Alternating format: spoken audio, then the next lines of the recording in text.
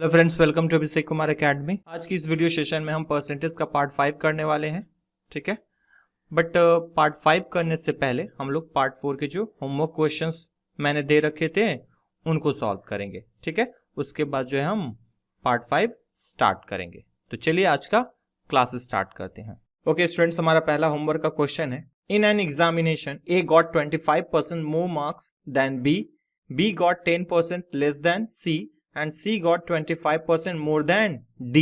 If D got 320 marks out of 500, the marks obtained by A was. तो इस question में हमें दिया गया है कि एक एग्जाम हो रहा है, ठीक है, जिसमें 4 स्टूडेंट्स हैं A, B, C and D, ठीक है। यहाँ पर जो स्टूडेंट A है वो स्टूडेंट B से 25% ज्यादा मार्क्स ला रहा है, जबकि स्टूडेंट B जो है वो C से 10% कम मार्क्स ला रहा है। उसी तरह जो C है वो D से 25% ज्यादा मार्क्स ला रहा है। जो टोटल एग्जाम है वो 500 मार्क्स का हो रहा है, ठीक है, और D को 500 मार्क्स में से 320 मार्क्स मिल रहे हैं, ठीक। तो हमें फाइंड आउट करना है कि A को कितने मार्क्स मिले हैं। ओके स्टूडेंट्स, इस क्वेश्चन को सॉल्व करते हैं। इस क्वेश्चन में हमें D का मार्क्स दे दिया गया है और हमसे A का मार्क्स पूछा जा रहा है, ठीक है। तो यहां पर क्वेश्चन में दिया गया है कि A जो है B से 25% मार्क्स ज्यादा ला रहा है। सो यहां से A बाई B जो है उसका वैल्यू कितना होगा। अगर हमारा B 100 है तो A जो है इससे 25 ज्यादा होगा, यानी कि ये होगा हमारा 125, ठीक है। इन दोनों को अगर मैं 25 से डिवाइड कर दूं तो 100 जो है 4 टाइम्स में डिवाइड होगा, जबकि 125 जो है 5 टाइम्स में डिवाइड हो जाएगा। सो यहां से A बाई B का वैल्यू आ जाएगा 5/4। अब हम B बाई C का वैल्यू फाइंड आउट करेंगे। तो यहां पर दिया गया है कि B जो है C से 10% कम अंक ला रहा है, यानी अगर C को 100 मार्क्स मिले होंगे तो B को 90 मार्क्स मिलेंगे, ठीक। यहां पर 1 0 से हम 1 0 को कैंसिल कर देंगे तो हमारा B बाई C का वैल्यू हो जाएगा 9/10, ठीक। अब फाइनली हम C by D find out करेंगे। तो C बाई D कितना होगा, ये भी 5/4 ही होगा, क्योंकि यहां पर दिया गया है कि C जो है D से 25 मार्क्स ज्यादा ला रहा है। तो जैसे हमने A बाई B का वैल्यू निकाला 5/4, वैसे ही C बाई D का भी वैल्यू कितना हो जाएगा, 5/4 हो जाएगा। नाउ अब हम A बाई D निकालेंगे। तो A by D is equal to होगा हमारा A by B into B by C into C by D होगा। अब यहां पर A by B, B by C और C बाई D के वैल्यू हम पुट कर देंगे। तो ये होगा 5/4 इंटू 9/10 इंटू 5/4। ओके, तो इसे सॉल्व कर देते हैं। तो ये हो जाएगा 5 1 और ये हो जाएगा 5 2 टोटल मल्टीप्लाई कर दिया तो 9 5 45 डिवाइडेड बाई 4 4 16 और 16 2 32 हो गया। सो यहां से A बाई D का वैल्यू हमारा कितना आ जाएगा, 45/32। ओके, अब हम इसमें D का वैल्यू पुट कर देते हैं। तो D का वैल्यू है हमारा 320। सो यहां से A का वैल्यू हो जाएगा हमारा 45 डिवाइडेड बाई 32 इंटू 320। 32 से ये 10 टाइम्स में डिवाइड हो जाएगा और 10 से मल्टीप्लाई होकर A का वैल्यू आ जाएगा 450, यानी कि उस एग्जाम में A को 450 मार्क्स मिले होंगे। सो हमारा करेक्ट आंसर जो है ऑप्शन A होगा। ओके स्टूडेंट्स, हमारा अगला होमवर्क का क्वेश्चन है, the price of a certain item is increased by 15%. If a consumer wants to keep his expenditure on the item same as before, how much % must he reduce his consumption of that item? तो इस question में दिया गया है कि कोई एक certain item है, ठीक है, जिसका दाम जो है 15% बढ़ जा रहा है। अगर कस्टमर पहले जितना खर्च करता था अभी भी उतना ही खर्च करना चाहता है, तो हमें फाइंड आउट करना होगा कि उस कस्टमर को अपने कंजम्पशन में कितने परसेंट का कमी लाना होगा। ओके स्टूडेंट्स, तो इसे सॉल्व करते हैं। सबसे पहले हम परसेंट जो वैल्यू हमें दिया गया है उसको फ्रैक्शन में कन्वर्ट कर लेते हैं। सो 15% जो है ये 3/20 के इक्वल होता है। ठीक, अब हम यूज करेंगे यहां पर formula expenditure is equal to price into consumption का। ठीक है, अच्छा एक और बात, यहां पर जो आप लोग फ्रैक्शन देख रहे हैं इसमें जो डिनोमिनेटर होता है वो इनिशियल प्राइस को डिनोट करेगा, जबकि 3 जो है वो प्राइस में इंक्रीज को डिनोट करेगा। सो यहां से हम प्राइस ले रहे हैं इनिशियल 20, तो हमारा फाइनल प्राइस हो जाएगा 23। ठीक है, इस तरफ होगा इनिशियल वैल्यू और इधर होगा हमारा फाइनल वैल्यू। जब कभी भी आपको क्वेश्चन में ये दे दिया जाए कि एक्सपेंडिचर को हमें क्या करना है, सेम रखना है, ठीक है, तो आप याद रखना जो कंजम्पशन का रेशियो होगा ना इनिशियल और फाइनल का, वो प्राइस के इनिशियल और फाइनल का ठीक रेसिप्रोकल होगा। यानी कि प्राइस का जो फाइनल वैल्यू होगा वो कंजम्पशन का इनिशियल हो जाएगा। ठीक है, और प्राइस का जो इनिशियल वैल्यू होगा वो कंजम्पशन का फाइनल वैल्यू हो जाएगा। ठीक है, अगर हमारा एक्सपेंडिचर क्या रह रहा है, सेम।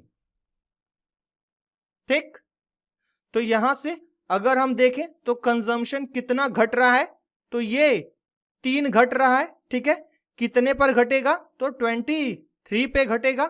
सो परसेंट रिडक्शन ये हो जाएगा हमारा 3 डिवाइडेड बाई 23 इंटू 100%, या ये हो जाएगा हमारा 300 डिवाइडेड बाई 23%, या फाइनली ये हो जाएगा 13 and 1/23%। ठीक है, सो हमारा करेक्ट आंसर जो है ऑप्शन ए होगा। ठीक है, अच्छा इस क्वेश्चन को हम एक और मेथड है उसके थ्रू भी कर सकते हैं। ठीक है, इसमें हम एक डायरेक्ट फॉर्मूला यूज कर सकते हैं इसको सॉल्व करने के लिए, और वो फॉर्मूला होता है हमारा R divided by R plus 100 into 100%। ठीक है, तो आप जो है इस फॉर्मूले का डायरेक्ट यूज करके भी आंसर ला सकते हो, बस आपको R के जगह पर 15 पुट कर देना होगा। ठीक है, और आपका आंसर जो है 13 and 1/23% आ जाएगा। ओके स्टूडेंट्स, हमारा अगला क्वेश्चन है the price of an article is first decreased by 20% and then increased by 30%. If the resulting price is ₹416, then the original price is. तो इस क्वेश्चन में दिया गया है कि किसी सामान का दाम पहले 20% घटा दिया जा रहा है, ठीक है, और फिर बाद में उसे 30% बढ़ा दिया जा रहा है। इस वजह से उस आर्टिकल का जो नया प्राइस है वो 416 रुपीज हो जा रहा है। तो हमें फाइंड आउट करना है कि उस सामान का पुराना दाम कितना था। ओके स्टूडेंट्स, तो इसे सॉल्व करते हैं। इस क्वेश्चन को हम ओल्ड वैल्यू और न्यू वैल्यू के प्रोसेस से सॉल्व करेंगे। ठीक है, सबसे पहले हमें क्वेश्चन में दिए गए जो परसेंट के वैल्यूज हैं उनका हम फ्रैक्शन फाइंड आउट करेंगे। तो हमारा सबसे पहला जो परसेंट वैल्यू है वो है 20% डिक्रीज, सो माइनस 20%, तो ये हो जाएगा मेरा -1/5। ठीक है, और दूसरा परसेंट वैल्यू है 30% इंक्रीज का, सो प्लस 30%, सो ये हो जाएगा +3/10। ठीक, अब हम एक तरफ लिखेंगे ओल्ड वैल्यू और एक तरफ लिखेंगे न्यू वैल्यू।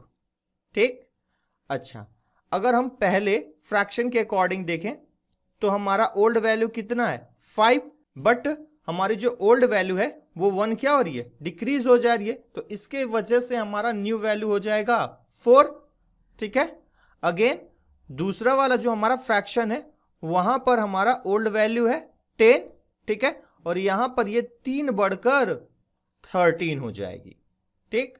अब यहां पर जो कटेगा दोनों तरफ से हम उसको काट देंगे, तो 2 2 जा 4 और 2 5 जा 10, बाकी जो बच गया हमें मल्टीप्लाई कर लेना है, तो 5 5 जा हमारा हो गया 25 और 13 2 जा हो गया हमारा 26।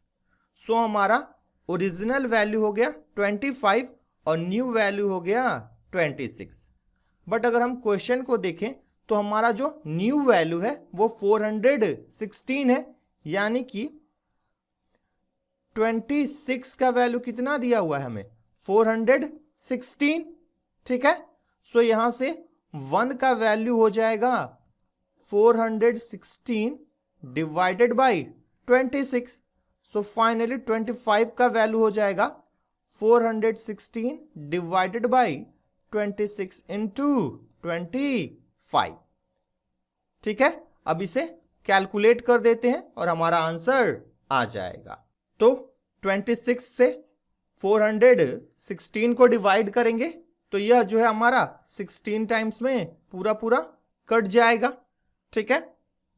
तो यहां से हमारा हो गया 16 इंटू 25 और इन दोनों को अगर हम मल्टीप्लाई कर लें तो हमारा वैल्यू आ जाएगा 400, यानी कि उस सामान का ओरिजिनल जो प्राइस था वो 400 था, ठीक है। सो हमारा करेक्ट आंसर जो है वो ऑप्शन बी होगा। ओके स्टूडेंट्स, हमारा अगला क्वेश्चन है होमवर्क का। In an election of 2 candidates 10% of the voters on the voter list did not cast their votes and 60 voters cast their ballot paper blank. The winner was supported by 47% of all the voters in the list and he got 308 votes more than his rival. The number of voters on the list was. तो students, इस question में एक election हो रहा है जिसमें हमारे 2 candidate हैं, ठीक है। इस इलेक्शन में 10% जो वोटर्स हैं वो वोट नहीं दे रहे हैं, ठीक है, जबकि 60 वोटर्स जो हैं अपना बैलेट पेपर जो है खाली डाल दे रहे हैं, यानी वो किसी को भी वोट नहीं दे रहे हैं, ठीक है। वोट देने तो जा रहे हैं बट वो किसी कैंडिडेट को चूज नहीं कर रहे हैं, ठीक। इसके बाद हमें आगे दिया गया है कि इस इलेक्शन में जो हमारा विजेता है उसको टोटल वोटर लिस्ट का 47% मिलता है, ठीक। और इस वजह से वो अपने प्रतिद्वंदी को यानी कि राइवल को 308 वोट से हरा दे रहा है। तो हमें फाइंड आउट करना है कि उस वोटर लिस्ट में टोटल कितने वोटर्स थे। ओके स्टूडेंट्स, तो इसे सॉल्व करते हैं। इस क्वेश्चन में हमें फाइंड आउट करना है कि जो वोटर लिस्ट है उसमें टोटल कितने वोटर्स हैं, ठीक है। तो हम यहाँ पर लेट कर लेते हैं कि हमारा जो टोटल वोटर है वो 100x है, ठीक। So total voter is equal to हो गया हमारा 100x, ठीक। नाउ अब हम यहाँ से फाइंड आउट करेंगे कि विनर को कितने टोटल वोट मिले, ठीक है। सो विनर जो है उसे 47x वोट मिलेंगे, क्योंकि हमें क्वेश्चन में ऑलरेडी दिया हुआ है कि जो विनर है ना वो टोटल वोट का 47% पा रहा है। सो हमारा टोटल वोट है 100x, सो 100x का 47% जो है 47x होता है। नाउ अब यहां से हम लूजर का वोट फाइंड आउट करेंगे कि लूजर जो है उसे टोटल कितने वोट मिले। तो जनरली जो नॉर्मल क्वेश्चंस होते हैं उनमें हम क्या करते हैं, टोटल वोट्स में से विनर के वोट को माइनस कर देते हैं, ठीक। बट यहां पर हमारा विनर के अलावा 2 और वैल्यूज दिए गए हैं। पहला है हमारा 10% और दूसरा है 60। ये 10% जो है वो वोटर्स हैं जो वोट डालने नहीं जा रहे हैं, जबकि जो 60 वोटर्स हैं, ठीक है, वो वोट तो डालने जा रहे हैं बट वो किसी को अपना वोट दे नहीं रही हैं, वो अपना बैलेट पेपर ब्लैंक ही डाल दे रहे हैं, ठीक। सो यहां से हमारा जो लूजर है उसका वोट हो जाएगा 100x minus 47x minus 10x minus 60, ठीक है। 10x कैसे आया, तो हमने 100x का 10% ले लिया है और ये 60 ऑलरेडी दिया हुआ है। अब यहाँ पर एक और हमारा क्वेश्चन उठता है कि हमने 10x और 60 को विनर में से क्यों नहीं माइनस किया। ठीक है, तो हमने इसलिए इसे माइनस नहीं किया क्योंकि ये जो 47% है, ठीक है, वो जो है ये 10% और 60 को छोड़कर है। ठीक है, इसलिए हमने विनर में से 10x और 60 को माइनस नहीं किया है। ठीक, सो अब हम यहां से कैलकुलेट कर लेते हैं कि हमारा लूजर का टोटल वोट कितना हो गया। ओके, तो लूजर का हमारा वोट हो जाएगा 100 माइनस 47x माइनस 10x करेंगे तो हमारा आ जाएगा 43x और फिर ये माइनस 60। ओके, अब आगे क्वेश्चन में दिया गया है हमें कि जो विनर और लूजर है उनके बीच का डिफरेंस है हमारा 308। So winner minus loser is equal to 308 हो जाएगा, या इसको हम लिख सकते हैं 47x minus 43x minus 60 is equal to 308, या ये हो जाएगा हमारा 47x minus 43x plus 60 is equal to 308। ठीक है, या यहां से इसे हम सॉल्व करें तो ये हो जाएगा हमारा 4x is equal to 308 minus 60 plus 60 था, दूसरी तरफ जाकर माइनस 60 हो गया, या यहां से हो जाएगा x is equal to 248 divided by 4, या x इज इक्वल टू हो जाएगा 4 6 जा और 4 2 जा। सो फाइनली हमारा 100x का वैल्यू हो जाएगा 6200। ठीक है, सो यहां से हम कह सकते हैं कि जो हमारा वोटर लिस्ट था उसमें टोटल वोटर्स जो हैं 6200 थे, यानी कि हमारा करेक्ट आंसर जो है ऑप्शन बी होगा। ओके स्टूडेंट्स, होमवर्क का ये आखिरी क्वेश्चन था। अब हम परसेंटेज का पार्ट 5 सॉल्व करेंगे। ठीक है, तो चलिए स्टार्ट करते हैं। पहला क्वेश्चन, हमारा पहला क्वेश्चन है the value of a property decreases every year at the rate of 5% if its present value is 4,11,540 then what was its value 3 years ago. तो इस क्वेश्चन में हमें दिया गया है कि एक प्रॉपर्टी है जिसका प्राइस हर साल 5% के रेट से घट रहा है।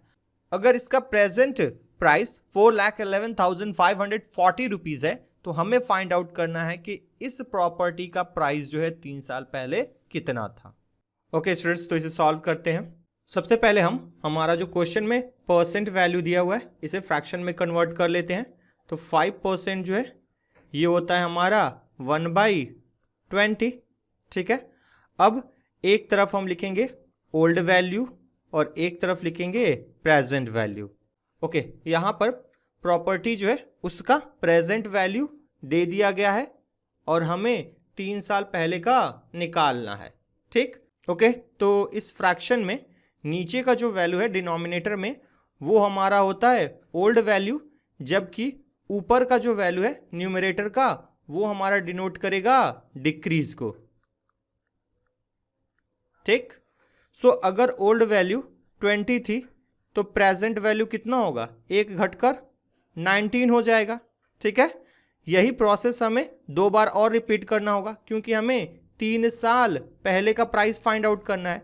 सो हम लिख सकते हैं आगे 20 फिर से ओल्ड वैल्यू होगा जबकि present value 19, again old value 20 जबकि प्रेजेंट वैल्यू हो गया हमारा 19।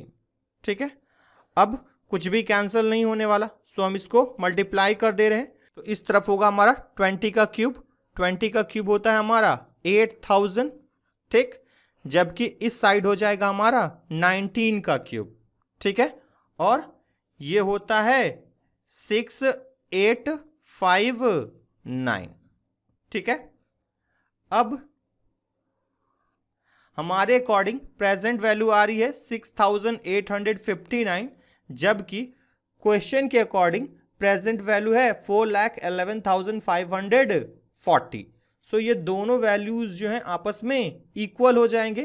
सो 6859 का वैल्यू दिया गया है 4,11,540, ठीक। सो यहाँ से 1 का वैल्यू कितना हो जाएगा, तो 4,11,540 डिवाइडेड बाई हमारा हो जाएगा 6859, ठीक। अच्छा, कभी भी आपको ना ऐसा कुछ डिवाइड करने को मिले जिसमें नीचे काफी बड़ा नंबर हो ना, तो आप डायरेक्टली इसे डिवाइड करना, इसको काट के छोटा मत करना, ठीक है।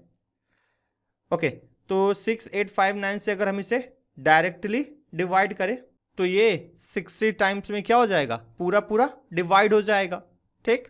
नाउ 1 का वैल्यू आ गया हमारा 60, हमें ओल्ड वैल्यू निकालनी है, पुरानी 3 साल पहले वाली, तो 3 साल पहले वाली हमारे अकॉर्डिंग कितनी है, 8000। सो 8000 का वैल्यू हो जाएगा 60 इंटू 8000, या ये हो जाएगा 8 6 जा 48 और 4 zeros। सो हमारा प्रॉपर्टी का 3 साल पहले वैल्यू जो है 4,80,000 था। सो हमारा करेक्ट आंसर जो है ऑप्शन डी होगा। ओके स्टूडेंट्स, हमारा अगला क्वेश्चन है, the value of a machine is ₹6,250. It decreases by 10% during the first year, 20% during the second year, and 30% during the third year. What will be the value of the machine after 3 years? तो students, इस question में हमारे पास एक machine है, ठीक है, जिसका price जो है, ठीक है, प्रेजेंट प्राइस 6,250 रुपीज है, ठीक। अब हो क्या रहा है कि पहले साल के दौरान इसका जो प्राइस है 10% घट रहा है, ठीक, जबकि दूसरे साल 20% घट रहा है और तीसरे साल जो है 30% घट रहा है। तो हमें फाइंड आउट करना है कि 3 साल बाद मशीन का प्राइस क्या होगा। ओके स्टूडेंट्स, तो सॉल्व करते हैं। क्वेश्चन नंबर 2 जो है वो बिल्कुल क्वेश्चन नंबर 1 के ही जैसा है, ठीक है, बस यहाँ पर एक थोड़ा सा डिफरेंस है कि वहां पर जो है हमें तीनों सालों के लिए रेट जो है सेम दिया था, बट यहाँ पर हर साल का रेट जो है अलग अलग है। पहले साल का रेट है हमारा 10%, दूसरे साल का रेट है 20% और तीसरे साल का रेट है 30%, ठीक। वहाँ पर हमें प्रेजेंट वैल्यू देकर 3 साल पहले की वैल्यू पूछी गई थी, जबकि इस क्वेश्चन में हमें प्रेजेंट वैल्यू देकर 3 साल बाद की वैल्यू पूछी गई है, ठीक है। तो सबसे पहले हम तीनों जो परसेंट वैल्यूज हैं इनको फ्रैक्शन में कन्वर्ट कर लेते हैं। तो 10% होगा हमारा 1/10, ठीक।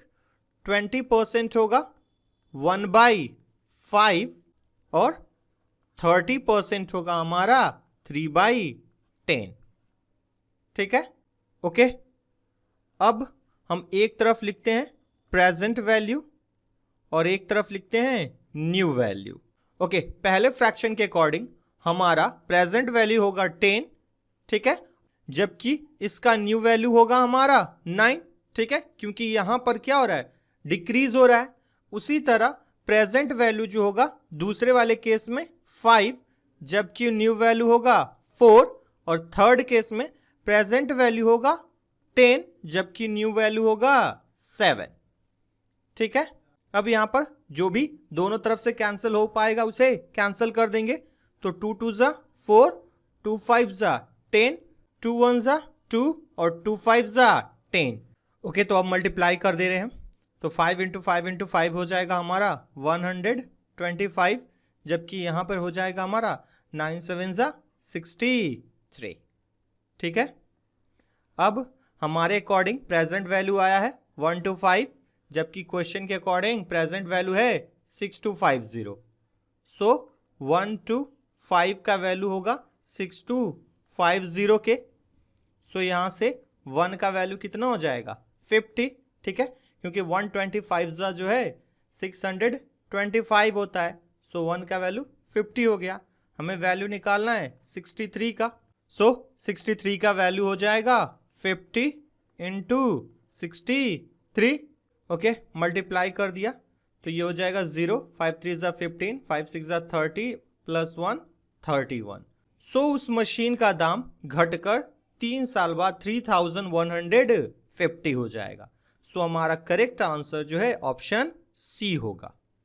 ओके स्टूडेंट्स, हमारा अगला क्वेश्चन है, in a town the population was 8000, in 1 year male population increased by 10% and female population increased by 8%, but the total population increased by 9%, the number of males in the town was. तो इस question में हमें दिया गया है कि एक शहर है जहां की जो टोटल पॉपुलेशन है वो 8000 थी, ठीक। एक वर्ष बाद वहां की जो मेल पॉपुलेशन है उसमें 10% का इंक्रीज हो रहा है, जबकि फीमेल पॉपुलेशन में 8% का इंक्रीज हो रहा है, ठीक है। इसके वजह से उस टाउन की जो ओवरऑल पॉपुलेशन है उसमें 9% का इंक्रीज हुआ। तो हमें फाइंड आउट करना है कि इनिशियली वहां पर कितने मेल्स थे। ओके स्टूडेंट्स, तो इसे सॉल्व करते हैं। इस क्वेश्चन में हम एलिगेशन का यूज करके ना बहुत ही सिंपली इसे सॉल्व कर सकते हैं। यहाँ पर ये जो 3% के वैल्यूज दिए गए हैं, ठीक है, इनको यूज करेंगे और वहाँ से हमारा जो है मेल और फीमेल का रेशियो आएगा। ये जो मेल और फीमेल का रेशियो होगा ये पुरानी जनसंख्या जो है, ओल्ड जो पॉपुलेशन थी 1 साल पहले की, उसका रेशियो आएगा, ना कि नए पॉपुलेशन का रेशियो आएगा, ठीक है। तो इसे सॉल्व करते हैं अब। तो एक तरफ हम लिखते हैं मेल, एक तरफ लिखते हैं फीमेल और बीच में हमारा टोटल पॉपुलेशन है। तो मेल्स जो है उनमें 10% का इंक्रीज हो रहा है, जबकि फीमेल्स में 8% का इंक्रीज हो रहा है, और टोटल जो पॉपुलेशन है उसमें 9% का इंक्रीज हो रहा है। सो यहां से क्रॉस में माइनस कर दिया तो 10 माइनस 9 यहां पे हो गया 1%, और इधर हो जाएगा 9 माइनस 8 1%। सो हमारा रेशियो हो जाएगा 1:1, ठीक है। परसेंट से परसेंट कैंसिल हो गया। सो इनिशियली वहां पर जो मेल और फीमेल का रेशियो था 1:1 का था, ठीक। सो इनिशियल मेल पॉपुलेशन जो है वो होगा हमारा 8000 इंटू 1/2, आधा हो जाएगा, ठीक है, क्योंकि यहाँ पर रेशियो 1:1 का है। सो ये हो गया हमारा 4000, ठीक है। उसी तरह अगर इनिशियल फीमेल पॉपुलेशन पूछ देता तो वो भी 4000 हो जाता। सो हमारा करेक्ट आंसर जो है ऑप्शन ए होगा। ओके स्टूडेंट्स, हमारा अगला क्वेश्चन है, the population of a village was 9800 in a year with the increase in the population of males by 8% and that of females by 5%, the population of the village became 10,458. What was the number of males in the village before increase? तो इस question में हमें दिया गया है कि एक गांव की इनिशियल पॉपुलेशन जो है 9800 है, ठीक है। 1 साल बाद उस गांव में जो मेल पॉपुलेशन है वो 8% इंक्रीज हो जा रही है, जबकि जो फीमेल पॉपुलेशन है वो 5% इंक्रीज हो जा रही है। इसकी वजह से जो गांव का ओवरऑल पॉपुलेशन है वो 9800 से बढ़कर 10,458 हो जा रही है। तो हमें फाइंड आउट करना है कि इनिशियली उस गांव में कितने मेल्स थे। ओके स्टूडेंट्स, तो इसे सॉल्व करते हैं। क्वेश्चन नंबर 4 जो है ऑलमोस्ट क्वेश्चन नंबर 3 के ही जैसा है, ठीक है। बस यहाँ पर एक छोटा सा डिफरेंस है। क्वेश्चन नंबर 3 में हमें 1 साल बाद कितना पॉपुलेशन इंक्रीज हो रहा है उसका परसेंट वैल्यू दिया गया था, जबकि क्वेश्चन नंबर 4 में हमें 1 साल बाद टोटल पॉपुलेशन कितनी हो जा रही है ये दिया हुआ है, ठीक है। बाकी सभी चीजें जो है क्वेश्चन नंबर 3 के ही जैसी हैं, ठीक। तो इस क्वेश्चन को करने के लिए हम यहाँ पर भी एलिगेशन का ही मेथड अप्लाई करेंगे, लेकिन उससे पहले पॉपुलेशन कितने परसेंट इंक्रीज हो रहा है वो फाइंड आउट करेंगे, ठीक है। तो चलिए इसे सॉल्व करते हैं। तो हमारा 1 साल बाद पॉपुलेशन जो है, फाइनल पॉपुलेशन वो है 10,458, जबकि इनिशियल जो पॉपुलेशन है वो है 9,800, ठीक है। सो यहां से पॉपुलेशन इंक्रीज कितना हुआ, तो ये हो जाएगा 8, 5, 14 माइनस 8 6।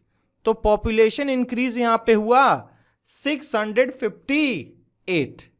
ठीक, नाउ अब हम फाइंड आउट करेंगे कि परसेंट पॉपुलेशन इंक्रीज कितना हुआ। तो पॉपुलेशन इंक्रीज इन परसेंट ये हो जाएगा 658 डिवाइडेड बाई 9800, ठीक है, इंटू 100%। ठीक, अब यहां पर 2 0 से ये 2 0 कैंसल हो गया। ठीक है, अब 14 से ऊपर नीचे हम डिवाइड कर देते हैं, तो 14 7 98। ठीक, जबकि ये हो जाएगा 14 4 56 एंड 14 7 98। ठीक है, सो यहां से ये वैल्यू हो जा रहा है हमारा 47/7%। ठीक है, तो हमारा पॉपुलेशन इंक्रीज निकल गया, ये हो रहा है हमारा 47/7%। अब बस हम यहां पर एलिगेशन अप्लाई कर देंगे। ठीक, एक तरफ हमारा होगा मेल, एक तरफ होगा फीमेल। ठीक, तो मेल पॉपुलेशन जो है 8% इंक्रीज हो रहा है, जबकि फीमेल पॉपुलेशन जो है 5% इंक्रीज कर रहा है, और ओवरऑल जो पॉपुलेशन है वो 47/7% इंक्रीज हो रहा है। ठीक, ओके। अब अगर कभी भी आपको एलिगेशन सॉल्व करते वक्त, ठीक है, कोई भी वैल्यू अगर फ्रैक्शन में मिले, ठीक, तो आप वहां पे क्या करोगे, जो वैल्यू फ्रैक्शन में होगा उसके डिनोमिनेटर से हर एक में मल्टीप्लाई कर देना है। ठीक है, तो यहां पर डिनोमिनेटर में मुझे 7 दिख रहा है, तो इस 7 से मैं सब में मल्टीप्लाई कर दूंगा। ठीक है, तो यहां पर ये 7 कैंसिल हो गया। ठीक, ये हो जाएगा 8 7 56%, ये हो जाएगा 7 5 35%, और बीच में हमारा हो जाएगा 47%।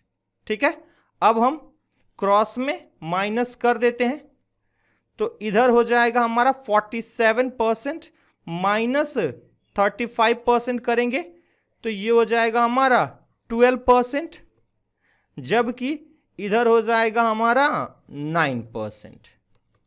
ठीक है, सो फाइनली हमारा मेल और फीमेल का रेशियो कितना होगा, तो ये हो जाएगा 12% और 9% का, या ये हो जाएगा परसेंट से परसेंट कैंसल, 3 3 9 और 3 4 12। सो मेल और फीमेल का रेशियो हो गया 4:3 का। ठीक है, सो मेल पॉपुलेशन कितना हुआ, तो ये हो जाएगा 9800 इंटू 4 डिवाइडेड बाई 7। ठीक, 7 1 और ये हो जाएगा 7 14 98 हो जाएगा, और यहां पर 14 इंटू 4 करेंगे तो ये हो जाएगा 5600। ठीक है, सो एक साल पहले वहां पर जो मेल पॉपुलेशन थी वो 5600 थी। ठीक है, सो हमारा करेक्ट आंसर जो है ऑप्शन सी होगा। ओके स्टूडेंट्स, हमारा अगला क्वेश्चन है, of the 1000 inhabitants in a town 60% are males, of whom 20% are literate. If 25% inhabitants are literate, then what percentage of the females of the town are literate? तो यहां पर question में दिया गया है कि एक टाउन है, ठीक है, जहां की जो टोटल पॉपुलेशन है वो 1000 है। ठीक, इस 1000 पॉपुलेशन का 60% जो है मेल्स है। ठीक है, जिसमें से 20% क्या है, साक्षर है, यानी कि जो हमारा मेल पॉपुलेशन है उसका 20% जो पॉपुलेशन है वो पढ़ा लिखा है। ठीक, अगर जो हमारा टोटल पॉपुलेशन है उसका 25% लिटरेट है यानी कि पढ़ा लिखा है, तो हमें फाइंड आउट करना है कि उस टाउन में कितने परसेंट महिलाएं जो हैं पढ़ी लिखी हैं। ओके स्टूडेंट्स, तो इसे सॉल्व करते हैं। हमारा जो टोटल पॉपुलेशन है उस टाउन का 1000 दिया गया है, ठीक है। सो टोटल पॉपुलेशन हमारा हो गया 1000, ठीक है। अच्छा, यहां से मेल पॉपुलेशन कितना होगा, तो हमारा जो मेल पॉपुलेशन है वो टोटल पॉपुलेशन का 60% है, यानी कि यहां से हम इसे लिख सकते हैं 1000 इंटू 60%, या ये हो जाएगा हमारा 600, ठीक है। सो हमारा मेल पॉपुलेशन आ गया 600, तो हमारी जो फीमेल पॉपुलेशन होगी वो 400 होगा, ठीक है, क्योंकि हमारा जो टोटल पॉपुलेशन है वो 1000 है, मेल पॉपुलेशन 600 है, सो हमारा फीमेल पॉपुलेशन 400 ही बचेगा, ठीक। नाउ अब हम यहां से फाइंड आउट करेंगे कि हमारा जो लिटरेट पॉपुलेशन कितना है, तो लिटरेट पॉपुलेशन होगा हमारा 1000 का 25%, ठीक। तो 1000 का 25% होता है हमारा 250, ठीक।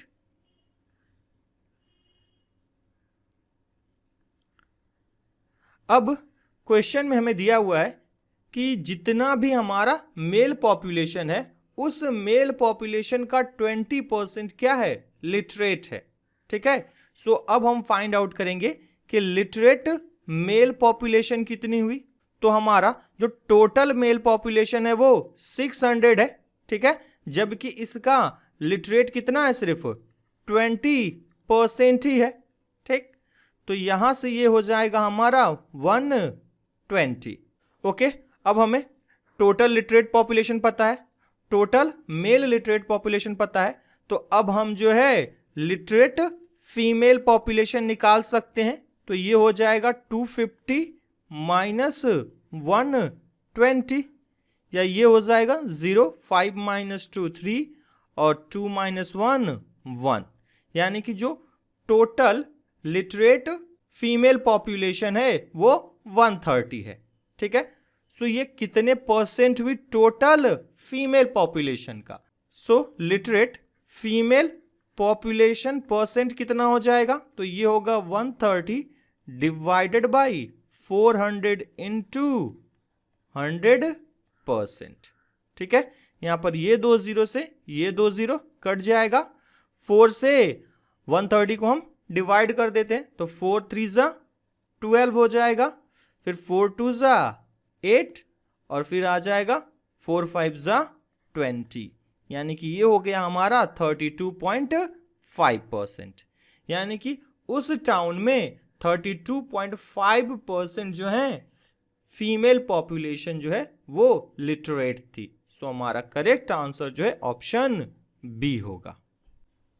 ओके स्टूडेंट्स, हमारा अगला क्वेश्चन है, the population of a town is 9000 if the number of females increases by 5% and the number of males increases by 7.5%, then what will be the total population after increase if the total new number of females is 3150? तो students इस question में दिया गया है कि एक town की जो टोटल पॉपुलेशन है वो 9000 थी, ठीक है। अब हो क्या रहा है, वहां पर जो फीमेल्स हैं उनमें 5% का इंक्रीज हो रहा है, ठीक है, जबकि मेल्स में 7.5% का इंक्रीज हो रहा है, ठीक। इसके वजह से उस टाउन में महिलाओं की जो कुल नई संख्या है वो 3150 हो जा रही है।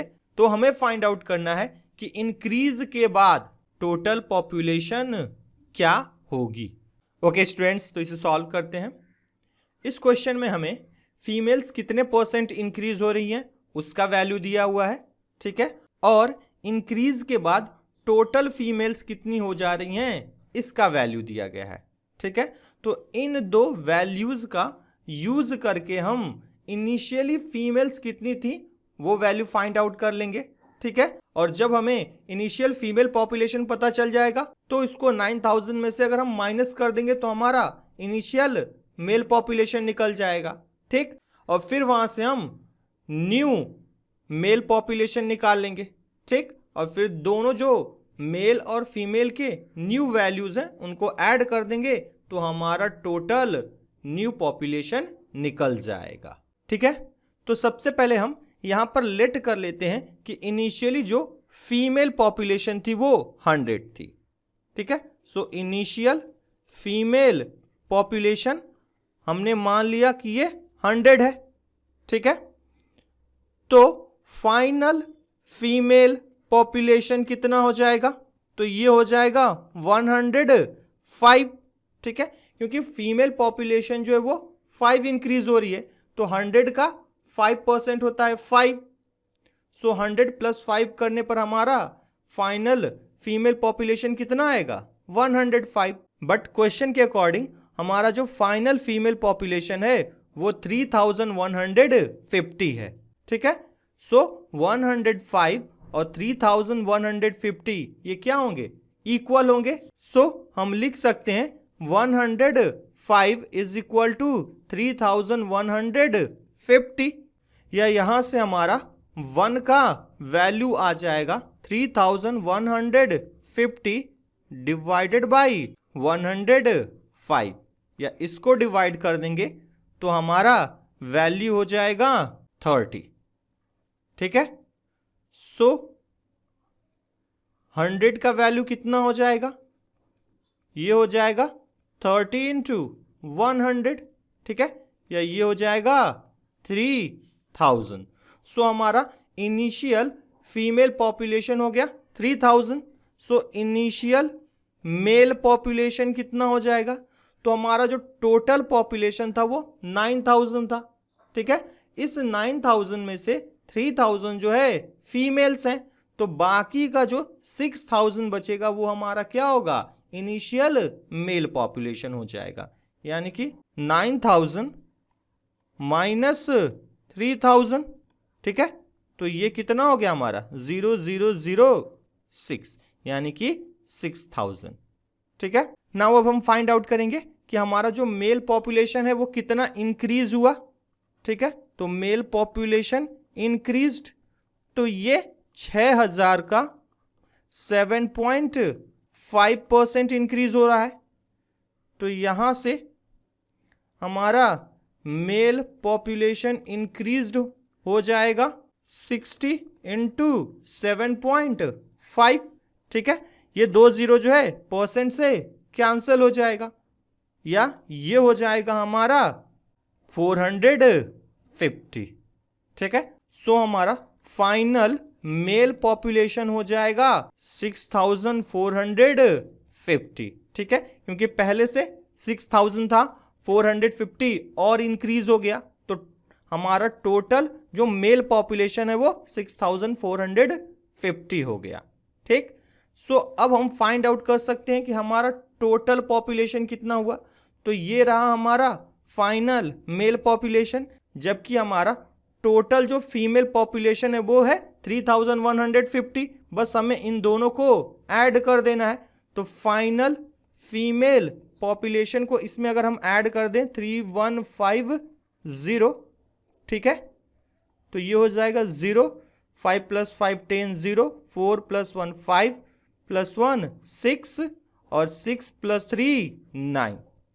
तो हमारा फाइनल जो है पॉपुलेशन है वो आ जाएगा 9600, ठीक है। सो फीमेल्स में 5% इंक्रीज और मेल्स में 7.5% इंक्रीज के बाद उस टाउन की जो फाइनल पॉपुलेशन होगी वो 9600 होगी।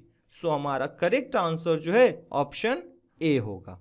ओके स्टूडेंट्स, हमारा अगला क्वेश्चन है, the government reduced the price of sugar by 10%. By this a consumer can buy 6.2 kg more sugar from rupees 837. The reduced price per kg of sugar is. तो इस question में दिया गया है कि गवर्नमेंट जो है वो शुगर के प्राइसेस में अगर 10% का कमी करती है तो इसके वजह से एक कंज्यूमर जो पहले 837 रुपीज में जितना भी चीनी खरीदता था, अब उससे 6.2 केजी ज्यादा चीनी खरीद रहा है। ठीक है, तो हमें फाइंड आउट करनी है कि चीनी का रिड्यूस्ड प्राइस कितना है। ओके स्टूडेंट्स, तो इसे सॉल्व करते हैं। इस तरह के जो क्वेश्चंस होते हैं इनको करने के कई तरीके हैं। ठीक है, लेकिन मैं यहाँ पर आप लोगों को एक सिंपल सा फॉर्मूला बताऊंगा, उसका यूज करके आप बहुत ही इजीली इसे सॉल्व कर सकते हैं। ठीक है, तो चलिए इसे सॉल्व करते हैं। तो हमारा फॉर्मूला क्या होता है? तो फॉर्मूला है reduced price is equal to total cost divided by extra purchase.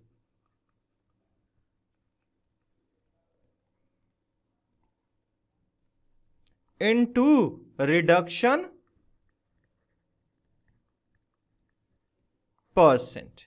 ठीक है, ये रिडक्शन परसेंट किसको डिनोट कर रहा है? तो प्राइस में कितने परसेंट की कमी हो रही है उसे। ठीक है, अब बस हमें यहां पर जो भी वैल्यूज दिए गए हैं उनको पुट कर देना है और हमारा आंसर आ जाएगा। इस क्वेश्चन के अकॉर्डिंग हमारा जो टोटल कॉस्ट है वो 837 है, जबकि हमारा जो एक्स्ट्रा परचेस है वो 6.2 का है, और शुगर के प्राइस में जो कमी है वो 10% की है। ठीक है, नाउ ये हो गया हमारा 837 डिवाइडेड बाई 6.2 इंटू 10% का फ्रैक्शन वैल्यू होता है हमारा 1/10। ओके, इसे फर्दर सॉल्व करने पर ये हो जाएगा 837 डिवाइडेड बाई 62। ठीक है, 6.2 इंटू 10 करेंगे तो हमारा 62 आ जाएगा, और 837 को अगर हम 62 से डिवाइड करें तो हमारा आंसर होगा 13.5।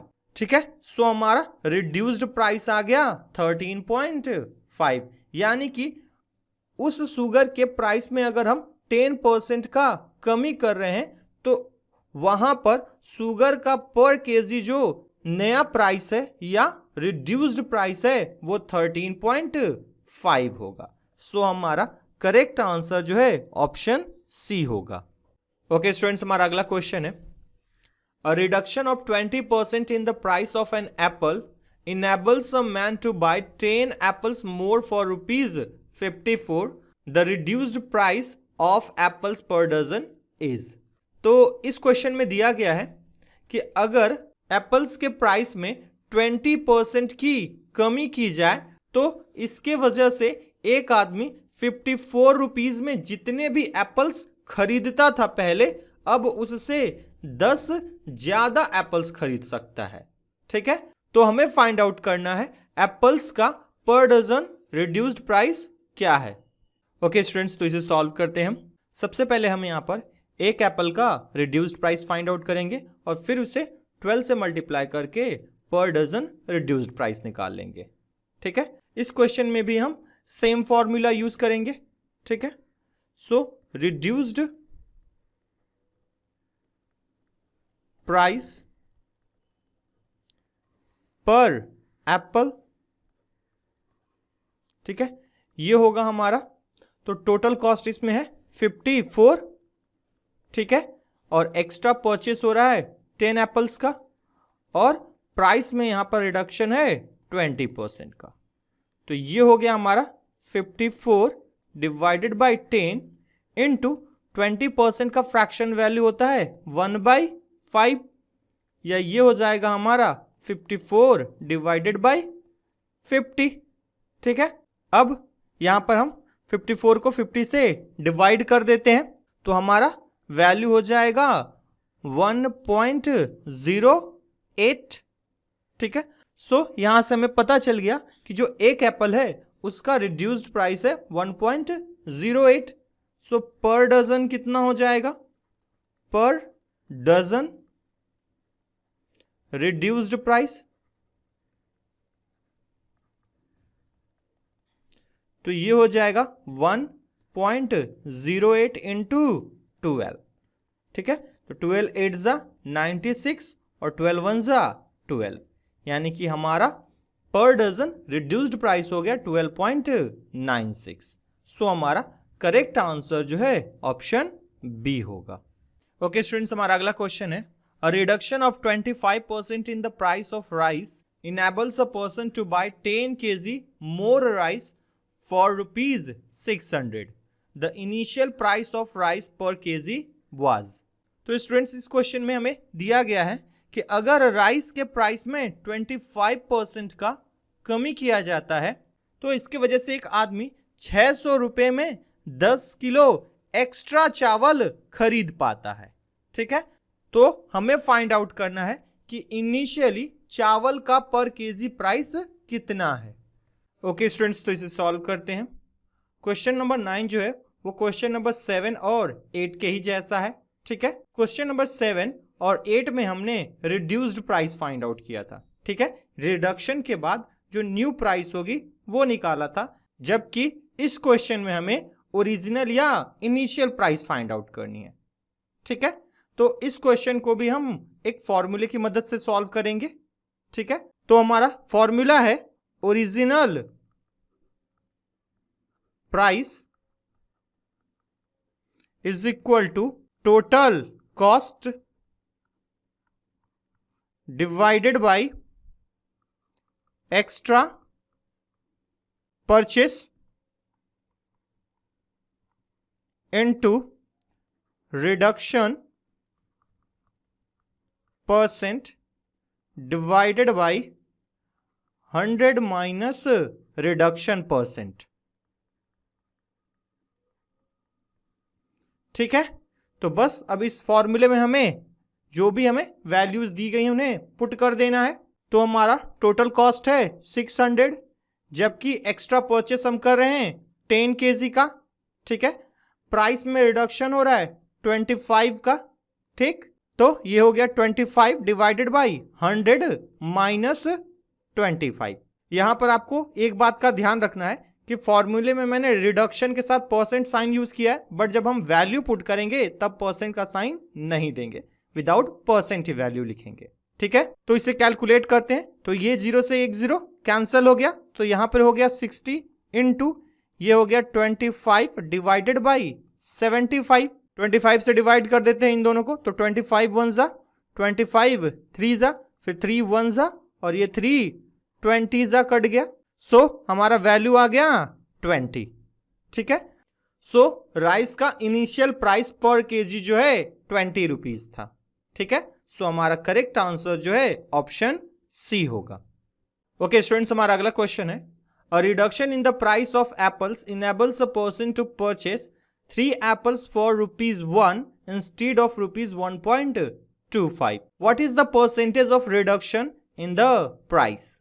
तो इस क्वेश्चन में दिया गया है कि सेब की कीमतों में कमी होने की वजह से, ठीक है, एक आदमी जो पहले 1.25 रुपीज में 3 एप्पल्स खरीदता था, ठीक है, अब उसे वही 3 एप्पल्स 1 रुपीज में मिल रहे हैं। ठीक है, तो हमें फाइंड आउट करना है कि एप्पल्स के प्राइस में कितने परसेंट का रिडक्शन हुआ है। ओके स्टूडेंट्स, तो इसे सॉल्व करते हैं। तो इस क्वेश्चन के अकॉर्डिंग जो हमारे एप्पल्स है, ठीक है, उनका इनिशियल प्राइस है 1.25, जबकि एप्पल्स का करंट प्राइस जो है वो है 1.00।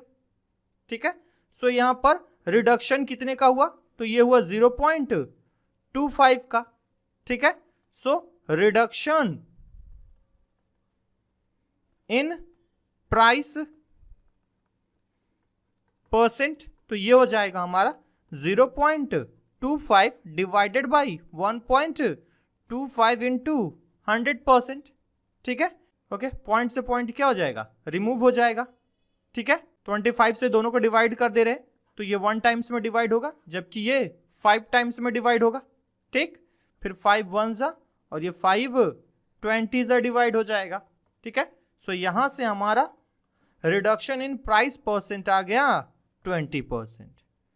ठीक है, सो अगर एप्पल्स का प्राइस 1.25 से 1 रुपीज हो जाएगा, ठीक है, तो वहां पर प्राइस में 20% का डिक्रीज आएगा। ठीक, तो हमारा करेक्ट ऑप्शन है ए। ओके स्टूडेंट्स, हमारा अगला क्वेश्चन है, fresh fruit contains 68% water and dry fruit contains 20% water. How much dry fruit can be obtained from 100 kg of fresh fruits. तो इस क्वेश्चन में दिया गया है कि जो फ्रेश फ्रूट्स हैं, ठीक है, उनमें जो पानी की क्वांटिटी होती है वो 68% है, जबकि जो ड्राई फ्रूट्स हैं उनमें पानी की क्वांटिटी जो है 20% है। ठीक, तो हमें फाइंड आउट करना है कि अगर हमारे पास 100 kg फ्रेश फ्रूट्स हों तो उनसे हम कितने ड्राई फ्रूट्स बना सकते हैं। ओके स्टूडेंट्स, तो इसे सॉल्व करते हैं। इस क्वेश्चन में हमें दो तरह के फ्रूट्स दिए हैं। पहला है हमारा फ्रेश फ्रूट, जबकि दूसरा है ड्राई फ्रूट। ये दोनों ही जो है वाटर और पल्प से मिलकर बने होते हैं। जब कभी भी हम फ्रेश फ्रूट से ड्राई फ्रूट्स बनाते हैं तो इस प्रोसेस में फ्रेश फ्रूट का पानी का जो क्वांटिटी होता है वो तो रिड्यूस हो जाता है, लेकिन जो पल्प की क्वांटिटी है वो दोनों में सेम रहती है। ठीक है, तो हम इसी कॉन्सेप्ट का यूज करके इस क्वेश्चन को सॉल्व करेंगे। ठीक, तो चलिए इसे सॉल्व करते हैं। एक तरफ हम लिखेंगे वाटर, जबकि दूसरी तरफ लिखेंगे पल्प। ठीक है, फिर यहां पर हम लिखेंगे फ्रेश फ्रूट और यहां पे लिखेंगे ड्राई फ्रूट। ठीक है, तो क्वेश्चन के अकॉर्डिंग फ्रेश फ्रूट में पानी का परसेंट है 68। ठीक, तो पल्प हमारा होगा 32%। ठीक, अब ड्राई फ्रूट्स में अगर हम देखें तो पानी का परसेंट है 20, तो पल्प की क्वांटिटी होगी 80। ठीक है, सो यहां से हम इनका सिंप्लीफाइड रेशियो निकाल लेते हैं। सो परसेंट से परसेंट कैंसिल हो जाएगा। ठीक है, और इनको हम 4 से डिवाइड कर देते हैं, तो ये 4 8 जा 32 हो जाएगा, ये 4 1 जा 4 और 4 7 जा 28 हो गया। ठीक, जबकि ये हो जाएगा हमारा 21 जा 20 और 24 जा 80। ठीक है, तो फ्रेश फ्रूट में वाटर और पल्प का रेशियो हो गया 17:8, जबकि ड्राई फ्रूट में वाटर और पल्प का रेशियो हो गया 1:4। ठीक, इन दोनों ही रेशियो में अगर हम देखें तो पल्प की क्वांटिटी क्या है, अलग अलग है, बट यहां पर दोनों ही जगहों पे पल्प क्या होना चाहिए, सेम होना चाहिए। ठीक है, क्योंकि जब कभी भी हम फ्रेश फ्रूट से ड्राई फ्रूट्स बनाते हैं तो वहां पे सिर्फ वाटर की क्वांटिटी रिड्यूस होती है। ठीक है, पल्प की क्वांटिटी में किसी भी प्रकार का कोई चेंज नहीं आता है। ठीक, सो ड्राई फ्रूट में भी मुझे क्या करना होगा, पल्प की क्वांटिटी को ऐड करना होगा। ठीक, तो इसके लिए हम क्या करेंगे, पूरे रेशियो में 2 से मल्टीप्लाई कर देंगे, तो हमारा ड्राई फ्रूट का नया रेशियो हो जाएगा 2:8। ठीक है, अब दोनों ही टाइप के फ्रूट्स में हमारा पल्प का क्वांटिटी सेम हो गया है। ठीक है, ओके, अब हम आगे क्वेश्चन में देखें तो इनिशियली हमारे पास जो टोटल फ्रेश फ्रूट्स हैं वो 100 kg है। ठीक है, जबकि अगर मैं यहाँ पर रेशियो के अकॉर्डिंग देखूं तो मेरा टोटल जो फ्रेश फ्रूट होगा वो 17 + 8 होगा। ठीक है, तो 17 + 8 का जो वैल्यू है वो 100 kg के इक्वल होगा। ठीक है, सो यहां से हमारा कितना हो गया, 25 का वैल्यू 100 kg के इक्वल हो गया। सो 1 का वैल्यू यहां से 4 kg होगा। ठीक, अच्छा, अब अगर हम ड्राई फ्रूट्स देखें तो यहां पर इनकी टोटल क्वांटिटी कितनी हो रही है, 2 + 8। ठीक है, यानी कि ये हो जा रहा है हमारा 10। ठीक, सो 10 की वैल्यू कितनी हो जाएगी, तो 4 × 10 kg, यानी कि ये हो गया हमारा 40 kg। ठीक है, यानी कि अगर हमारे पास 100 kg फ्रेश फ्रूट्स हैं तो हम उनसे 40 kg जो है ड्राई फ्रूट्स बना सकते हैं। सो हमारा करेक्ट ऑप्शन जो है बी होगा। ओके स्टूडेंट्स, हमारा अगला क्वेश्चन है, a watermelon contains 90% water, after some time it contains only 12% water. If its present weight is 50 kg, then calculate its original weight. Okay students, इस क्वेश्चन में दिया गया है एक वाटरमेलन है जिसमें इनिशियली 90% वाटर है। ठीक है। लेकिन कुछ समय बाद इसमें केवल जो है 12% ही पानी बच रहा है। अगर इस वाटरमेलन का प्रेजेंट वेट 50 kg है तो हमें फाइंड आउट करना है कि इनिशियली इस वाटरमेलन का वेट कितना था। ओके स्टूडेंट्स, तो इसे सॉल्व करते हैं। क्वेश्चन नंबर 12 भी जो है क्वेश्चन नंबर 11 के ही जैसा है। ठीक है, जैसा कि क्वेश्चन नंबर 11 में हमने देखा कि फ्रेश फ्रूट और ड्राई फ्रूट्स जो थे वो वाटर और पल्प से मिलकर बने थे। सिमिलरली वाटरमेलन जो होता है वो भी वाटर और पल्प से मिलकर बना होता है। ठीक है, तो जो प्रोसेस हमने क्वेश्चन नंबर 11 में फॉलो किया सेम प्रोसेस हम क्वेश्चन नंबर 12 में भी फॉलो करेंगे। ठीक, तो चलिए इसे सॉल्व करते हैं। तो एक तरफ लिखेंगे वाटर, एक तरफ लिखेंगे पल्प। ठीक है, इधर होगा हमारा ओल्ड वैल्यू। ठीक है, नीचे होगा हमारा प्रेजेंट वैल्यू। ठीक, तो क्वेश्चन के अकॉर्डिंग इनिशियली वाटरमेलन में वाटर जो है 90% था। ठीक है, तो पल्प जो है 10% होगा। ठीक, बट कुछ समय बाद वाटर जो है 90% से घटकर सिर्फ 12% ही बच रहा है। ठीक है, तो पल्प हमारा 88% हो जाएगा। ठीक, अब इन्हें सिंप्लीफाई कर लेते हैं तो यहां से हमारा रेशियो हो जाएगा 9:1 का, जबकि यहां से हमारा रेशियो होगा 3:22 का। ठीक है, दोनों को 4 से डिवाइड कर दिया। अब जैसा कि क्वेश्चन नंबर 11 में पल्प की क्वांटिटी सेम रहती थी तो इस क्वेश्चन में भी हमें पल्प की क्वांटिटी को सेम करना होगा। तो जो हमारा ओरिजिनल वैल्यू है उसमें पल्प जो है 1 है, जबकि हमारा जो प्रेजेंट वैल्यू है उसमें पल्प 22 है। ठीक है, सो हमें दोनों जगह इसे 22 करना होगा। तो इसलिए हम हमारा जो पहला रेशियो है इसमें 22 से मल्टीप्लाई कर देंगे। ठीक है, तो ये हो जाएगा 198:22।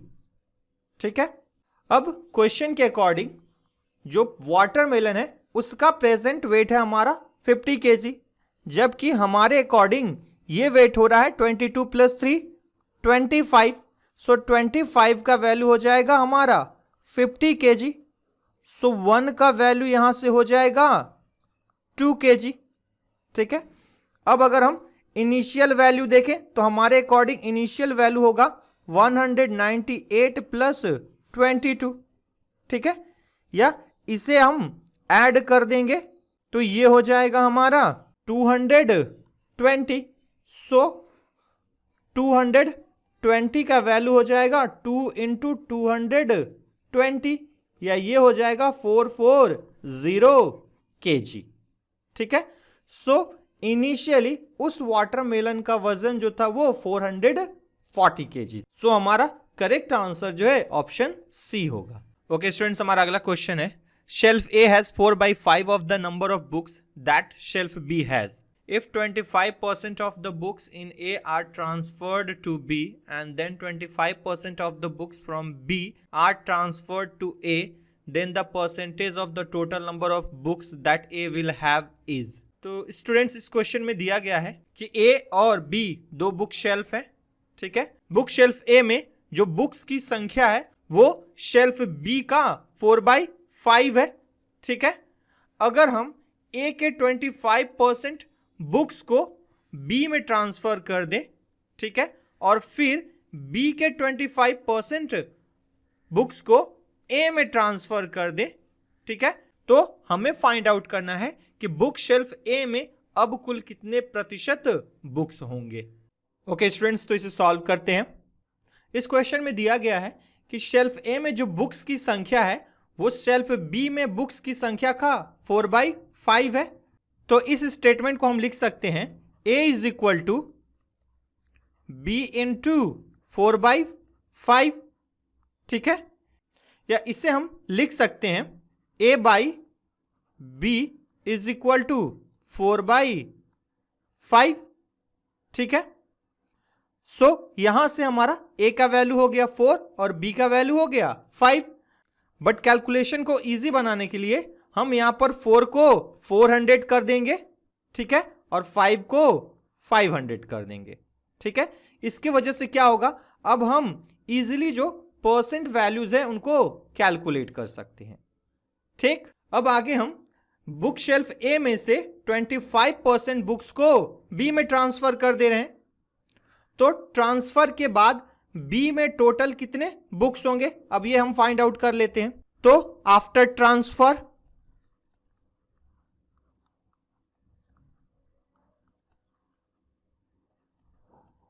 ए को बी में किया, तो बी में अब टोटल कितने बुक्स होंगे ट्रांसफर के बाद, तो बी के पास इनिशियली 500 बुक्स थे पहले से ही। ठीक है, और ए से वो 25% ले रहा है, यानी कि 400 का 25%।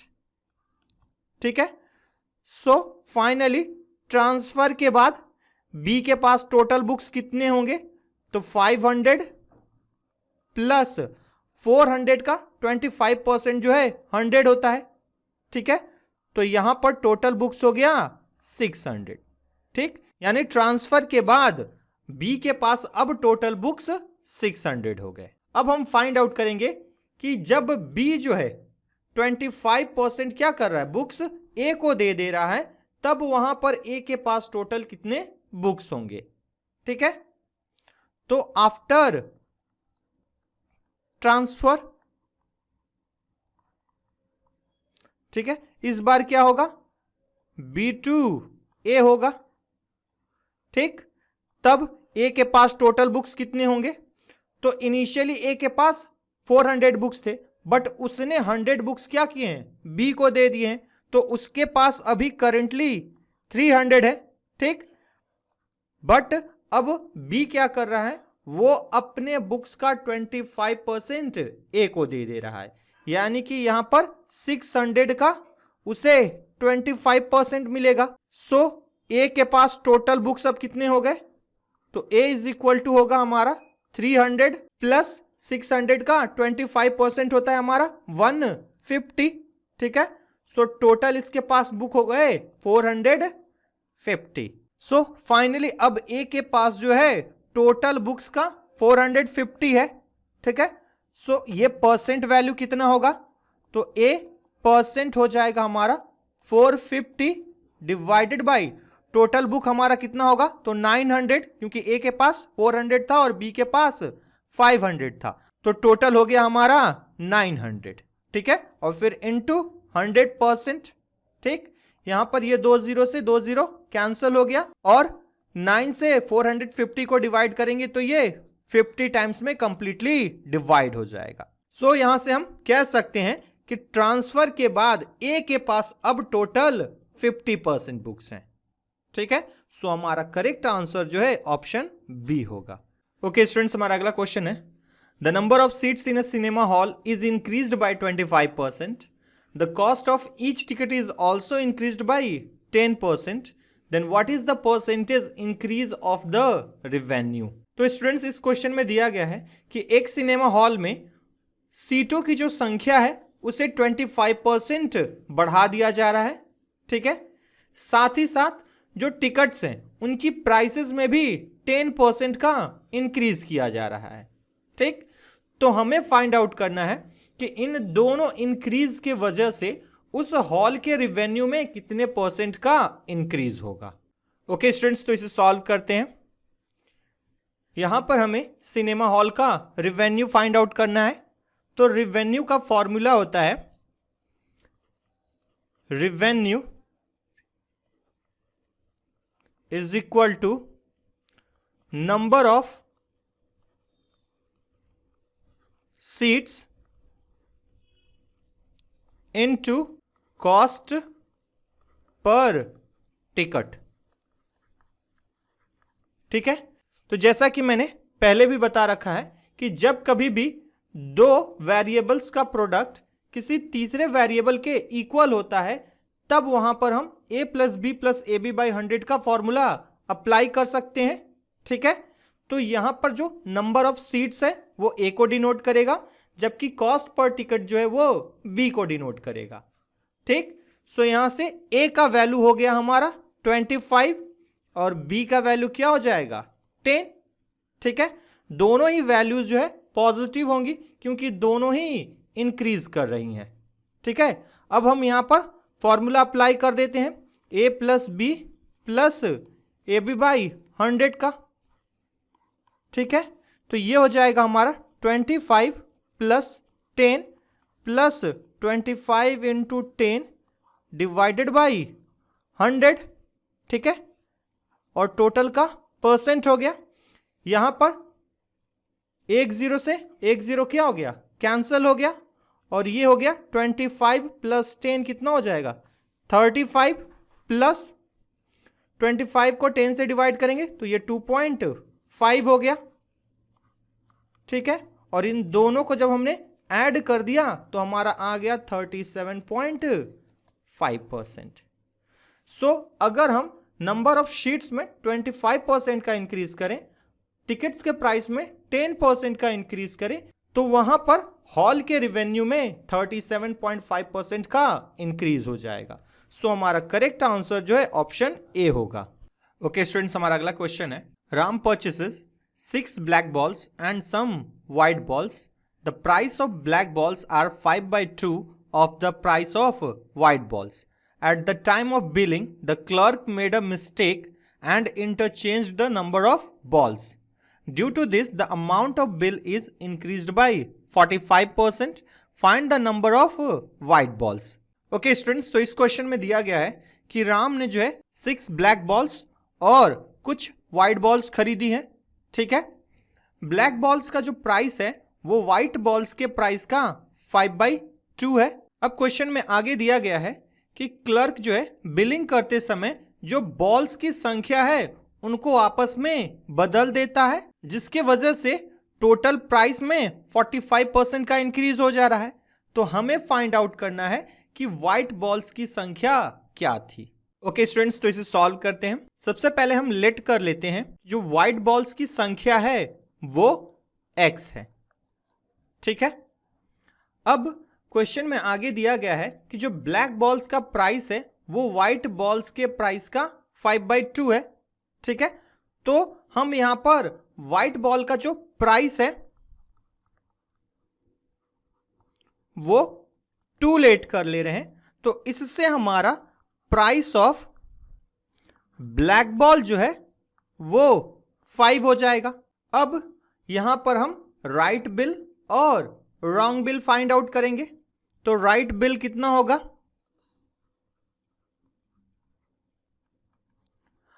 अगर क्लर्क सही सही बिल बनाता तो हमारा राइट बिल होता 6 इंटू 5 प्लस x इंटू 2।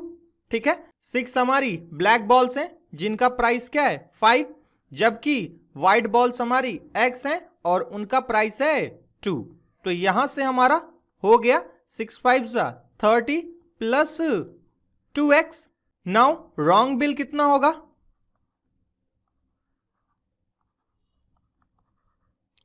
तो ये होगा हमारा, अगर हम नंबर ऑफ बॉल्स को इंटरचेंज कर दें। ठीक है, तो ब्लैक बॉल अब हमारे पास है x और उसका प्राइस है 5, जबकि व्हाइट बॉल्स कितनी हो जाएंगी इंटरचेंज के बाद 6 और उनका प्राइस है 2। तो यहां से हमारा रॉन्ग बिल हो गया 5x प्लस 12। ठीक है, अब हम रॉन्ग बिल और राइट बिल का रेशियो फाइंड आउट करेंगे। तो wrong bill divided by right bill, ये होगा हमारा 145 डिवाइडेड बाय 100। ठीक है, ये कैसे आया, तो क्वेश्चन में हमें दिया हुआ है कि जब क्लर्क बॉल्स की संख्या को इंटरचेंज कर दे रहा है तो उसके वजह से जो प्राइस है उसमें 45% का इंक्रीज हो जा रहा है। ठीक है, तो अगर हम मान ले कि राइट बिल 100 है, ठीक है, तो क्वेश्चन के अकॉर्डिंग जो रॉन्ग बिल होगा वो राइट बिल से 45% ज्यादा होगा। तो 100 का 45% जो है 45 ही होता है। सो हमारा रॉन्ग बिल कितना हो जाएगा 100 प्लस 45, और जब हम उन दोनों को ऐड कर देंगे तो हमारा फाइनली रॉन्ग बिल आ जाएगा 145। ठीक है। अब इन दोनों को मैं 5 से डिवाइड कर देता हूं, तो ये 5 20s में डिवाइड हो जाएगा, जबकि ये 29 टाइम्स में डिवाइड हो। ओके, अब यहां पर हम रॉन्ग बिल और राइट बिल के वैल्यूज पुट कर देते हैं, तो ये हो जाएगा 5x plus 12 divided by 30 plus 2x is equal to 29 divided by 20, या ये हो जाएगा हमारा 5x plus 12 into 20 is equal to 30 plus 2x into 29। ठीक है, यहां से मल्टीप्लाई कर दिया तो 25 जा 100x प्लस 12 2 जा 24 यानी कि 240, 329 सा होता है हमारा 87 और ये एक 0, और यहां से हो गया 29 2 जा 58x। ठीक है, या ये हो जाएगा हमारा 100x minus 58x is equal to 870 minus 240, या ये हो जाएगा हमारा 42x इज इक्वल टू 036, या ये हो जाएगा x is equal to 630 divided by 42। ठीक है, और 42 से अगर हम इसे डिवाइड कर दें तो x का वैल्यू आ जाएगा 15। ठीक है, सो वहां पर जो नंबर ऑफ व्हाइट बॉल्स थे वो 15 थे। सो हमारा करेक्ट आंसर जो है ऑप्शन ए होगा। ओके स्टूडेंट्स, हमारा अगला क्वेश्चन है, a company allows 7% commission on total sales to a salesman, but if the salesman is appointed on a fixed salary of rupees 3000 and 4% commission on the sales more than 10,000, then salesman receive rupees 800 more on the second condition. Find the total sale. Okay students, तो इस question में दिया गया है कि एक salesman को उसके टोटल सेल पर 7% का कमीशन दिया जाता है।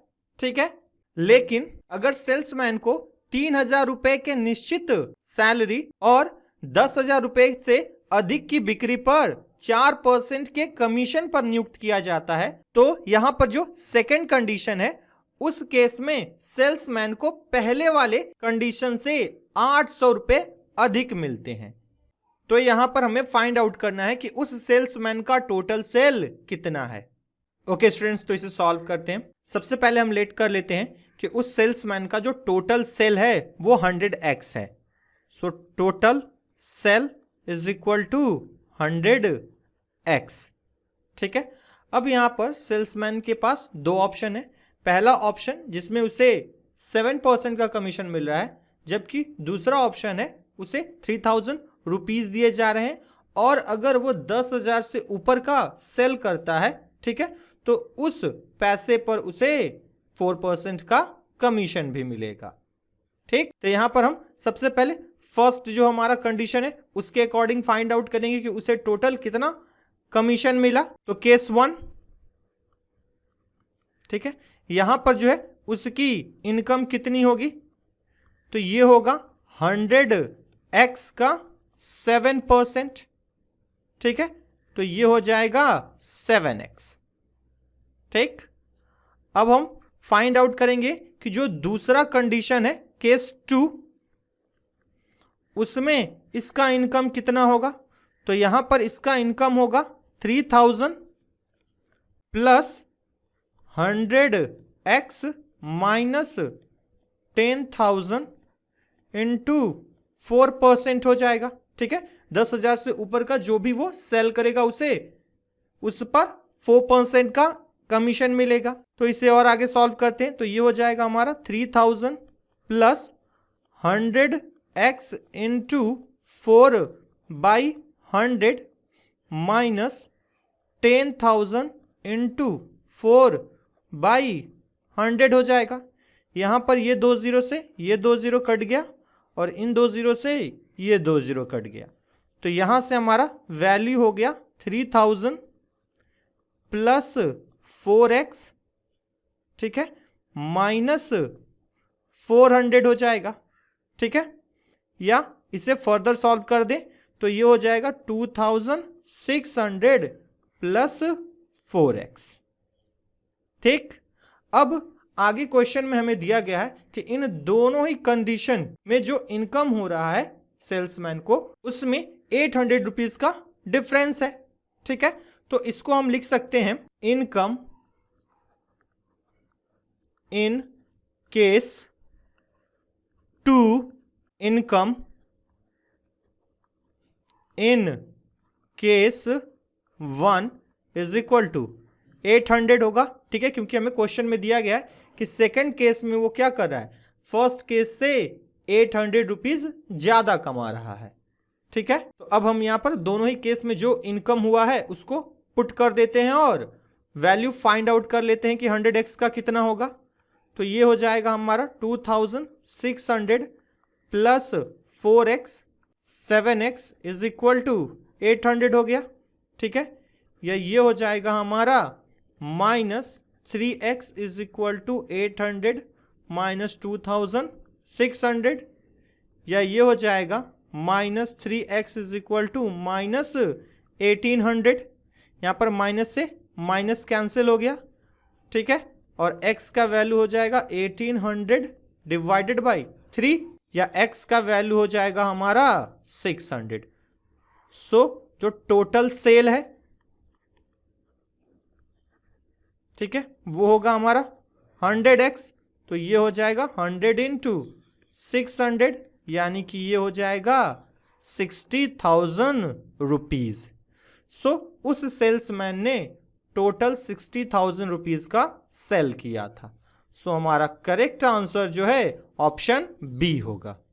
ओके स्टूडेंट्स, हमारा अगला क्वेश्चन है A and B are solutions of acid and water. The ratio of water and acid in A and B are 4:5 and 1:2 respectively. If X liters of A is mixed with Y liters of B, then the ratio of water and acid in the mixture becomes 8:13. What is X ratio Y? तो students, इस question में दिया गया है कि A और B जो है दो एसिड वाटर सॉल्यूशंस हैं, ठीक है। A और B में वाटर और एसिड का रेशियो जो है वो 4:5 और 1:2 है। अगर हम A का X लीटर B के Y लीटर के साथ मिला दें तो वहाँ पर जो न्यू मिक्सचर बनेगा वहाँ पर वाटर और एसिड का रेशियो जो है 8:13 हो जा रहा है। तो हमें फाइंड आउट करना है कि X रेशियो Y क्या है। ओके स्टूडेंट्स, तो इसे सॉल्व करते हैं। ये क्वेश्चन दिखने में जितना बड़ा है, ठीक है, इसका सॉल्यूशन जो है उतना ही आसान है, ठीक है। इस तरह का जब भी आपको कोई क्वेश्चन मिले, ठीक है, तो वहां पर आप लोग एलिगेशन अप्लाई कर लेना, आपका आंसर आ जाएगा, ठीक है। तो अब इसे सॉल्व करते हैं। सबसे पहले हम यहां पर या तो पानी का पार्ट फाइंड आउट करेंगे, नहीं तो एसिड का पार्ट फाइंड आउट करेंगे कि ये ए बी और मिक्सचर में कितने हैं, ठीक। तो मैं यहां पर पानी पर ही सॉल्व कर रहा हूं, ठीक है। तो सबसे पहले हम लिखेंगे यहां पर पार्ट ऑफ वाटर इन ए। तो यहां से हमारा जो पहला रेशियो है उसमें वाटर और एसिड का रेशियो है 4:5, ठीक है। तो यहां पर वाटर का पार्ट होगा 4 डिवाइडेड बाई 4 + 5 करेंगे तो हमारा हो जाएगा 9, ठीक है। नीचे आपको याद रखना है कि जो रेशियो दिया होगा उनको प्लस करके लिखना होगा। उसी तरह हम लिखेंगे आगे part of water in B, ठीक है। तो यहां पर वैल्यू हो जाएगा हमारा 1/3, ठीक है। और फाइनली हम लिखेंगे part of water in mixture. तो ये हो जाएगा हमारा 8 डिवाइडेड बाई 8 + 13 करेंगे तो ये हो जाएगा हमारा 21। नाउ अब हम यहां पर एलिगेशन अप्लाई कर देंगे। यहां पर लिखेंगे ए, इधर बी और बीच में मिक्सचर। तो ए का वैल्यू है हमारा 4/9, बी का वैल्यू है 1/3 और मिक्सचर का वैल्यू है हमारा 8/21। ठीक, अब यहां पर हम क्रॉस में माइनस कर देते हैं, तो ये हो जाएगा हमारा 8/21 माइनस 1/3। ठीक है, रेशियो इधर होगा 4/9 माइनस 8/21। ओके स्टूडेंट्स, तो इस रेशियो को सॉल्व कर देते हैं। ठीक है, और यही जो रेशियो है हमारा क्या है, x रेशियो y है। ठीक, तो इसे नेक्स्ट पेज पर सॉल्व करते हैं। तो ये होगा हमारा 8/21 माइनस 1/3 रेशियो 4/9 माइनस 8/21। तो इसे सॉल्व कर देते हैं। तो ये हो जाएगा हमारा 21 × 3, ये हो जाएगा 8 3 ज़ा 24 और 21 1 ज़ा 21, 9 × 21। ठीक है, 21 4 ज़ा हो जाएगा हमारा 84 और 9 8 ज़ा 72, या ये हो जाएगा हमारा 3/21 × 3 रेशियो, ये हो जाएगा हमारा 12/9 × 21। तो 21 से 21 कैंसिल हो गया। ठीक है, 3 से 3 कैंसिल हो गया, फिर 3 3 ज़ा 9 और 3 4 ज़ा 12। ठीक है, सो ये आ गया हमारा 1/4/3, या ये हो जाएगा 3:4। सो हमारा x रेशियो y का जो वैल्यू है वो हो गया 3:4। सो हमारा करेक्ट आंसर जो है ऑप्शन सी होगा। ठीक है, आप लोग इसी क्वेश्चन को जो है पार्ट ऑफ एसिड लेकर भी सॉल्व कर सकते हैं। ठीक है, दोनों में से किसी भी एक का आपको क्या लेना होगा, पार्ट लेना होगा और फिर वहां पर एलिगेशन अप्लाई करके रेशियो फाइंड आउट कर लेना है। ठीक है, तो चलते हैं आखिरी क्वेश्चन की तरफ अब। ओके स्टूडेंट्स, ये हमारा परसेंटेज का आखिरी क्वेश्चन है। ठीक है, तो हमारा क्वेश्चन दिया गया है, a certain number of students from school x appeared in an examination and 30% students failed. 150% more students than those from school X appeared in the same examination from school Y. If 80% of the total number of students who appeared from X and Y passed, then what is the percentage of students who failed from Y? Okay students, तो इस question में दिया गया है कि X और Y दो schools हैं।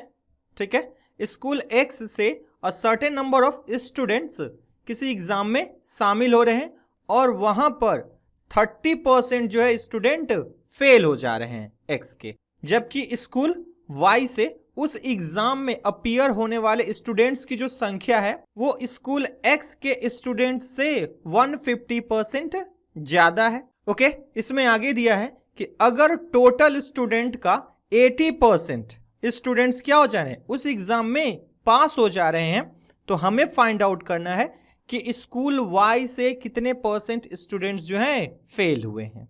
ओके स्टूडेंट्स, तो इसे सॉल्व करते हैं। ये क्वेश्चन जो है एलिगेशन के थ्रू काफी इजीली सॉल्व हो जाएगा।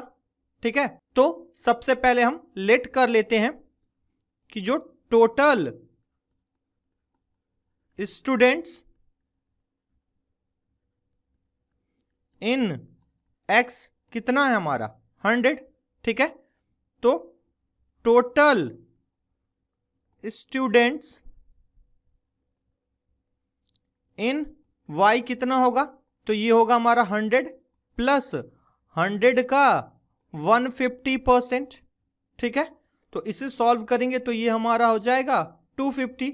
ठीक है, क्योंकि 100 का 150% 150 ही होता है, तो 150 प्लस 100 करेंगे तो 250 हो जाएगा।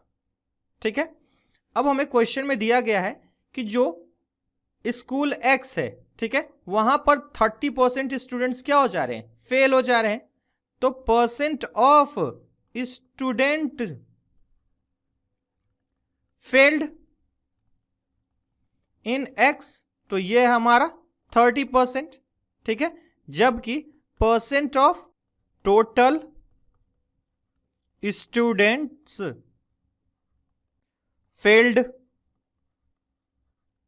ठीक है, ये होगा 20%, क्योंकि जो टोटल स्टूडेंट है उनका 80% क्या हो जा रहा है, पास हो जा रहा है। सो टोटल स्टूडेंट्स फेल्ड कितने होंगे, 20%, ठीक। अब हम एलिगेशन अप्लाई कर देते हैं, तो इधर लिखेंगे x, इधर y, और यहां पर टोटल स्टूडेंट, ठीक है। सो हमारा स्कूल x से 30% स्टूडेंट्स फेल हो रहे हैं, जबकि टोटल जो है 20% फेल हो रहे हैं। x का हमें नहीं पता, यही फाइंड आउट करना है, तो इसे a लेट कर लिया। स्कूल x में टोटल स्टूडेंट्स की संख्या 100 है, जबकि y में 250 है।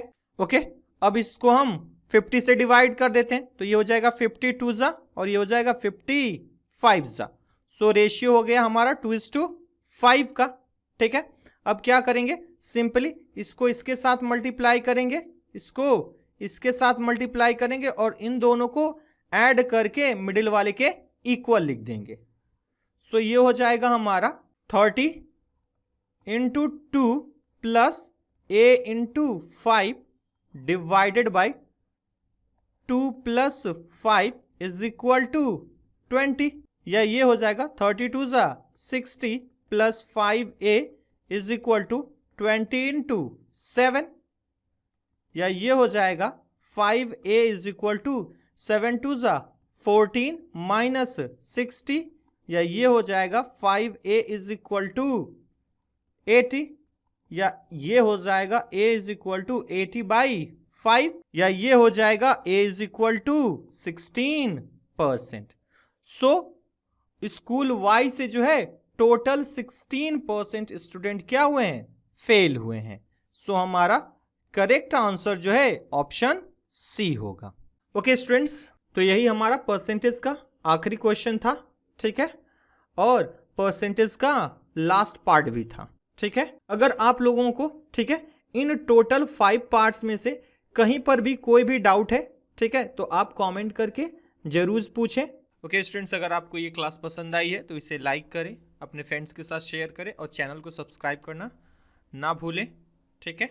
इस पूरी क्लास का PDF जो है विद सॉल्यूशन और विदाउट सॉल्यूशन मैंने डिस्क्रिप्शन में अटैच कर दिया है, वहाँ से आप जो है PDF डाउनलोड कर सकते हैं। Thank you for watching Abhishek Kumar academy. Goodbye and take care and happy learning.